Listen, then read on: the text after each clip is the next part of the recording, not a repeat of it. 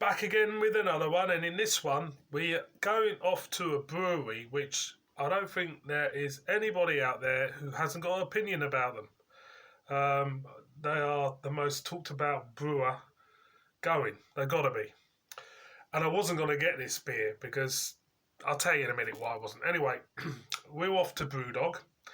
We have got a bottle of their Duopolis Super Smashing Great Oat Cream Double Dry Hopped IPA coming in at a mighty 4.7% ABV. This is part of the BrewDog seasonal range, and that is most probably the main reason why I wasn't going to buy this one, because I'll tell you now, I have not been a fan of their seasonal range. Out of all the beers, I think I've done getting on for 10 of them. Out of all the beers, there's only a couple which have really stood out, and I just thought there was a lot of crap in it, a lot of boring, mediocre beer in this range. I haven't watched anybody else's review on this, so I'm going to make up my own mind about this one, because I know there's a lot of people out there who've been reviewing it. So it's 4.7% ABV somewhere. Yep. I'll read the back for you. 2 cities in one, double up with this double dry hopped IPA, a fully loaded hot hoppy precinct with kiwi, lychee, berry notes, all sitting with firm malt foundations. Milk sugar rounds sweetens out the full tilt and juicy flavour, and oats ensure an asphalt smooth delivery. I'll tell you, I'll be honest, I do get a little bit tired of the spiel they put on the back of these beers. BrewDog, I just do. I get tired of reading it out when I do a review of them as well. But let's see what it's like, shall we? There we go, BrewDog Crown, you all know. And it doesn't smell that bad. It smells a little lemon meringue in a way.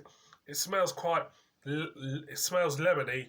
It's quite fluffy and light, lemony aroma. If that makes sense. No, it most probably doesn't, because you're watching me and I never make sense, do I, boys and girls? Never ever. But I always entertain, and that's the real key of it. Always an entertainer at heart. So, I'll stick that there. Duopolis. Beer in a glass. Yeah, you know, look at that. It's kind of hazy. Excuse me. Chalky, limey, stone, kind of like limestoney, chalky paleness about it. Fluffy white head. And again, yeah, it's a little bit like lemon meringue. It's that type of thing. You do pick up an oaty feel about it. I'm going to go in. So cheers.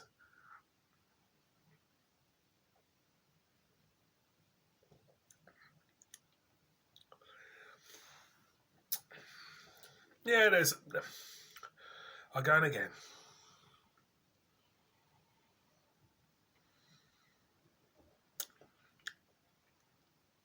Yes, lemon, a light lemon, an aerated feeling to this beer, if that makes sense. Most probably doesn't. Meringue, yeah, lychee, definitely there.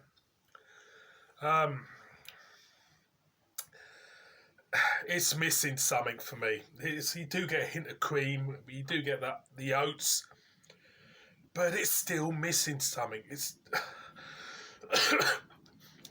the body of the beer for me should be more fuller. It just feels a little bit fluffy and light, and everything's nice, you know.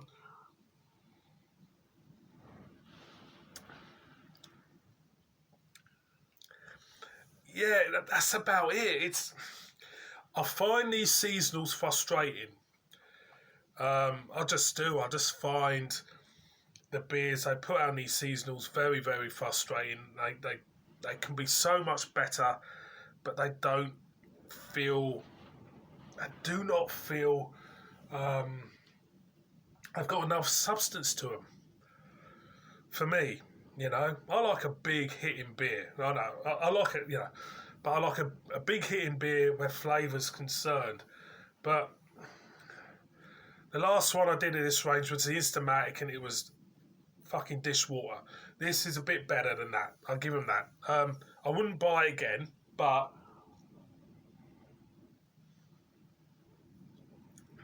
there is pleasant elements to this beer, but it's just missing.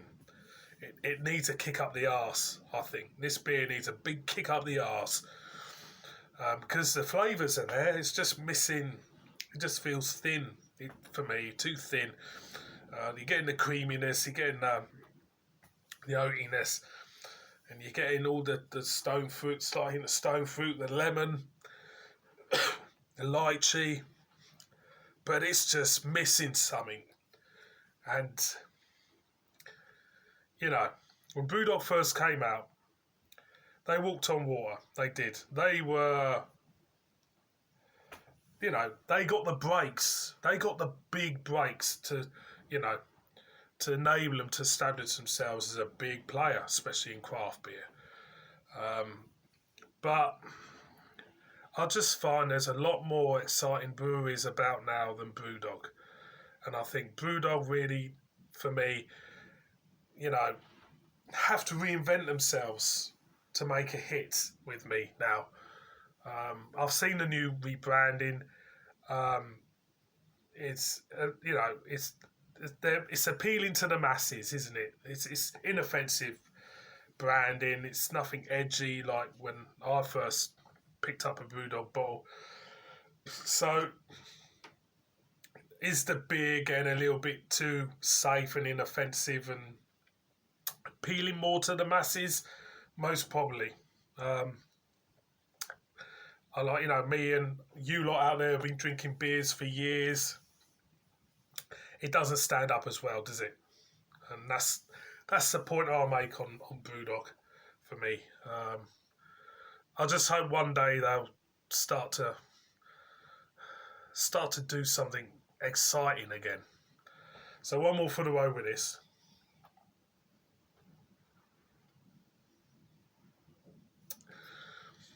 Nothing else really. Boys and girls, if you're new to BrewDog, buy this. I think you'll like it. If you've known BrewDog for years, compared to a lot of other BrewDog brews and everything, it's just me talking at the end of the day. Thank you very much for watching this brew review. As ever, murder me in the comments, and I'll see all of you on the next one. Cheers, everyone.